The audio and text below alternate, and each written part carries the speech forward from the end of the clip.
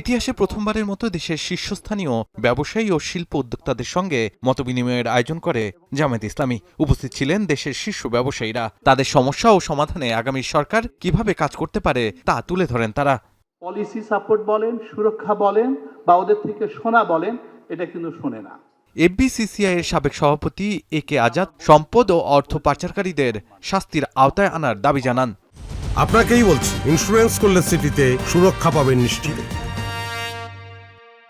আমাদেরকে সবাই মনে করে যে আমরা দেশের টাকা লুট করে বিদেশে নিচ্ছি। হ্যাঁ, একটা অংশ নিচ্ছে, কিন্তু বাকিরা লক্ষ লক্ষ লোকের কর্মসংস্থান করেছি। যারা টাকা নিয়ে গেছে বিদেশে, আমাদের সম্পদ বিদেশে পাচার করেছে, অবশ্যই তাদেরকে শাস্তির আওতায় আনতে হবে।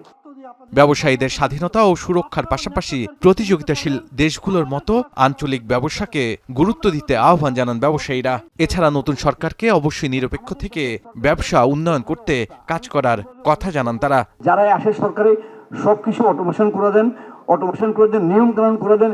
এই নিয়মের মধ্যে আমরা করব, কারো কাছে যেতে হবে না। এ সময় সংসার ও সন্তান লালন পালন করে ৮ ঘন্টা অফিস করা নারীদের প্রতি অবিচার মন্তব্য করেন জামায়াতে ইসলামীর আমির ডাক্তার শফিকুর রহমান। কর্মজীবী মায়েদের কর্মঘণ্টা ৫ ঘন্টা করতে চায় দলটি। তারা গর্ভে সন্তান ধারণ করবেন, ২ থেকে ২.৫ বছর দুধ খাওয়াবেন, আবার আপনার আমার মতো ৮ ঘন্টা সমান তাহলে তারা পেশাগত দায়িত্ব পালন করবেন। Is it justice? It's never justice. এটা বার্ডেন ইম্পোজড আপন দোজ পিপল। এই যে ৩ ঘন্টা তিনি কাজ করবেন না, who will compensate? Yes, it is government.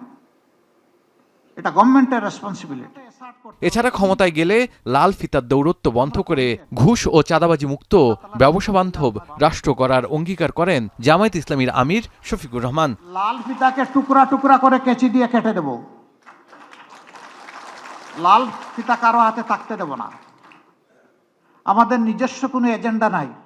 মতবিনিময় সভায় জামায়াতে ইসলামীর নায়েবে আমির সৈয়দ আব্দুল্লাহ মোহাম্মদ তাহের সহ দলটির নেতারা উপস্থিত ছিলেন। আমাদের শরীরের সাইজ যেন ৫ বছর পরে বেড়ে না যায়। শাহাদাত অফরো, এখন, ঢাকা।